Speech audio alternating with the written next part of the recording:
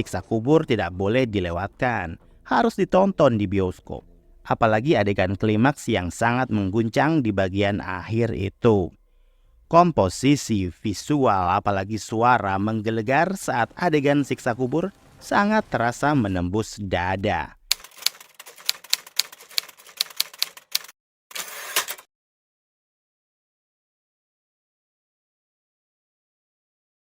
Kalau kamu keluar kapanpun teriak aja ya. Aku bisa dengar kamu lewat pipa. Salam sinema sahabat sinemalogi. Siksa Kubur adalah film horor yang disutradarai Joko Anwar. Film ini dibintangi Faradina Mufti, Reza Rahadian, Widuri Putri, Muzaki Ramdan, Fachri Albar, Happy Salma, Slamet Raharjo, Christine Hakim, Arswendi Bening Suara, Nini Elkarim, dan lain-lain. Siksa Kubur bercerita tentang Sita, diperankan Widuri Putri dan Faradina Mufti, yang sudah tidak lagi percaya agama. Kedua orang tuanya menjadi korban bom bunuh diri oleh orang yang dipengaruhi ketakutan akan siksa kubur. Sejak saat itu tujuan hidup Sita hanya satu, yaitu mencari orang yang paling berdosa. Lalu ketika orang itu meninggal, Sita ingin ikut masuk ke dalam kuburannya untuk membuktikan bahwa siksa kubur tidak ada dan agama tidak nyata. Namun tentunya ada konsekuensi yang mengerikan bagi mereka yang tidak percaya.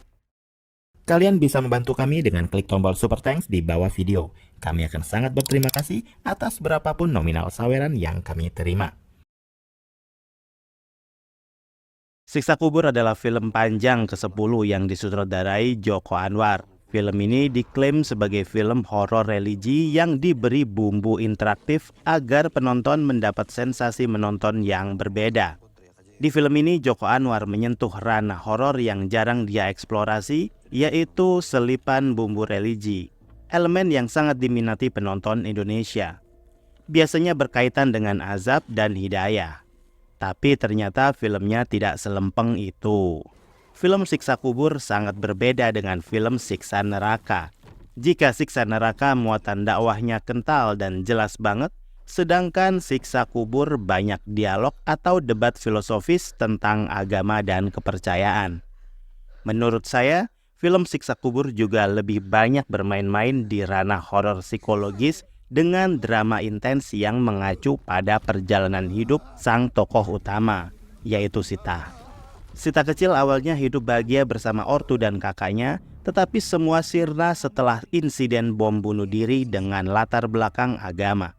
Dari sini Sita lalu memiliki pandangan kritis bahwa selama ini agama selalu menjadi hal yang dianggap menakutkan dan harus dipatuhi. Orang takut karena percaya agama atau orang percaya karena takut agama.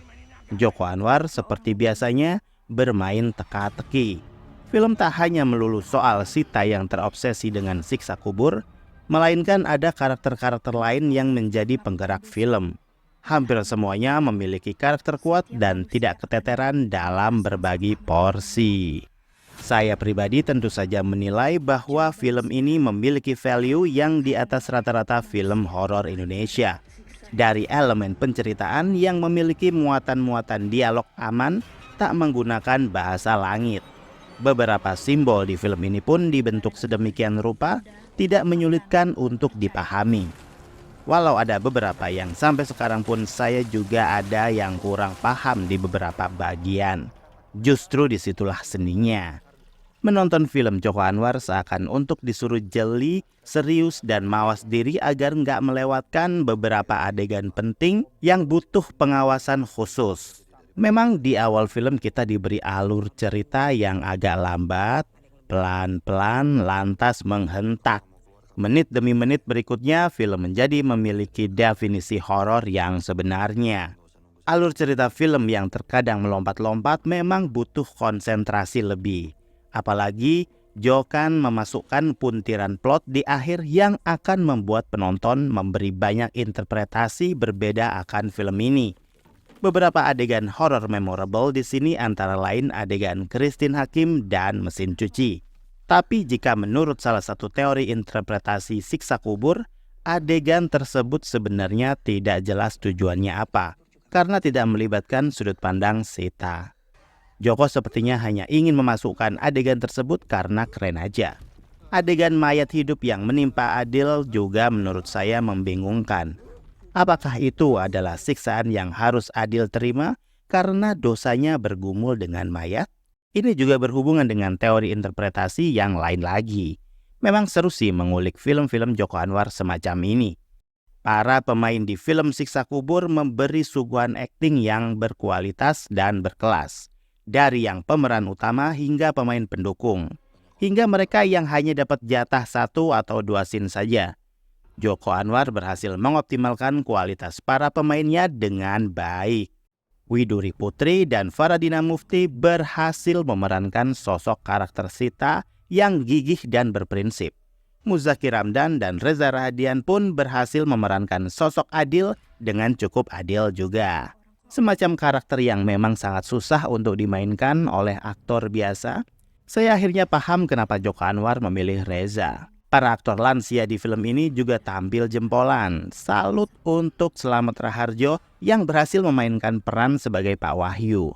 Joko Anwar benar-benar memaksimalkan talenta pemainnya. Kualitas sound yang ditampilkan di sepanjang film ini tidak main-main.